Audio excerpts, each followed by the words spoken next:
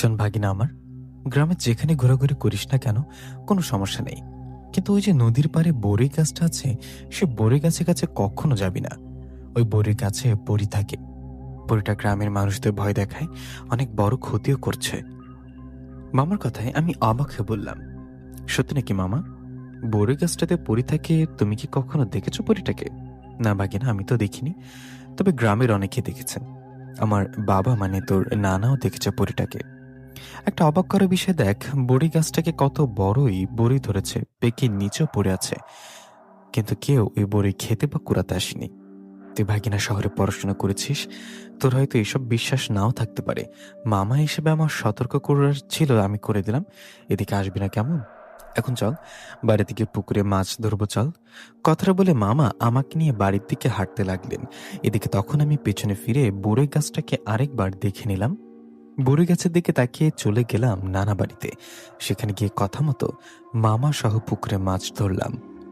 মাছ ধরা শেষে গোসল করে ঘরে আসলাম আমি। ঘরে এসে শুয়ে শুয়ে মুচকে মুচকে হাসছি আর মনে মনে বলছি, মামা তো জানে না আমার জিনপরিদের নিয়ে কতটা আগ্রহ। আমি জিনপরিদের নিয়ে ভিডিও বানিয়ে আমার ইউটিউব চ্যানেলে আপলোড করব। মামার কথা যদি সত্যি হয় তো আমার ক্যামেরায় ধরা পড়বে বড়ই গাছের পরি। কথাটা বলে ব্যাগ থেকে ক্যামেরার ব্যাটারি বের করে চার্জে লাগিয়ে দিলাম। ব্যাটারি চার্জে লাগানোর পর শুতে গেলে নানি এসে ডাক দিয়ে বললেন, নিশাত, তোর মামা খেতে রাখ, চাই খেতে আয়। নানির কথায় উঠে মামার ঘরে গেলাম। সেখানে গিয়ে খাবার খেয়ে আবারও ঘরে আসলাম। ঘরে এসে শুয়ে ঘুমিয়ে গেলাম, কারণ রাতে যে বড়ই গাছের পরিটাকে দেখতে যেতে হবে। আমি ঘুমানোর পর সন্ধ্যার আগে উঠে আশেপাশে একটু ঘোরাঘুরি করতে রাত নেমে আসলো। রাত হলে রাতের খাবার খাওয়ার সময় নানি বলল, নিশাত, তুই কি একা ঘুমাতে পারবি? একা ঘুমাতে না পারলে তোর মামার সাথে ঘুমা।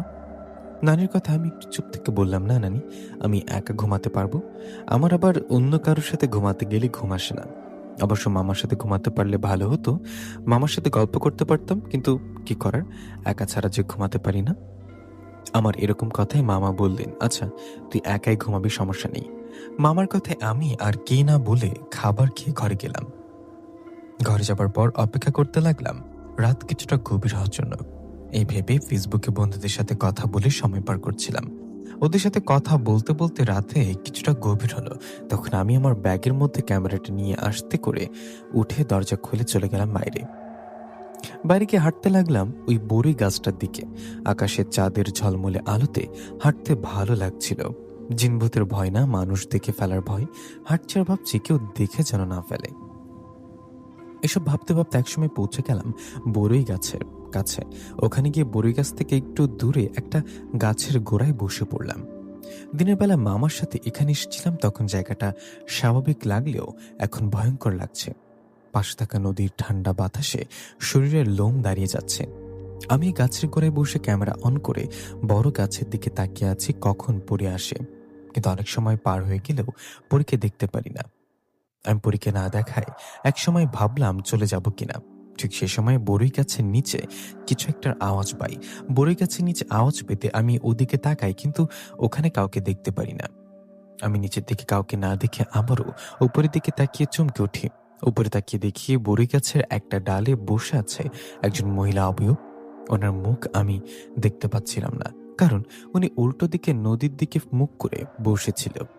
ওনার সাদা সাদা বিশাল লম্বা বড় চুল, চুলগুলো গাছ থেকে লম্বা হয়ে নিচে নেমে গেছে। এরকম দৃশ্য দেখে মনের অজান্তে ভয় চলে আসলো আমার মাঝে। আমি ভয় পেয়ে আমার ক্যামেরা অন করে ভিডিও করতে লাগলাম। ভিডিও করছি আমি, ওদিকে পরীটা গাছের ডালে বসে আছে। এমন হঠাৎ আমার পেছনে কিছু একটা আওয়াজ পেয়ে পেছনে ঘুরে চমকে উঠে ধপাস করে মাটিতে পড়ে গেলাম। ওদিকে তখন পেছনে থাকা শিয়ালের বাচ্চাটা ভয় পিছিয়ে গেল। আমার পেছনে শিয়ালের বাচ্চা ছিল একটি। আমি শিয়ালের বাচ্চাটাকে দেখে শব্দ না করে হাত ইশারা করে ভয় দেখাতে গেলে শিয়ালের বাচ্চাটা ভয় সেখান থেকে পালিয়ে গেলেন। ওদিকে তখন আবারও বড়ই গাছের নিচে তাকালে দেখলাম এবার পুরিটা গাছের ডালে নেই। পুরিটা নিচে নেমে হেঁটে হেঁটে নদীর দিকে যাচ্ছে। এমন সময় আমিও ক্যামেরা অন করে সামনের দিকে এগোতে লাগলাম। আমি সাবধানে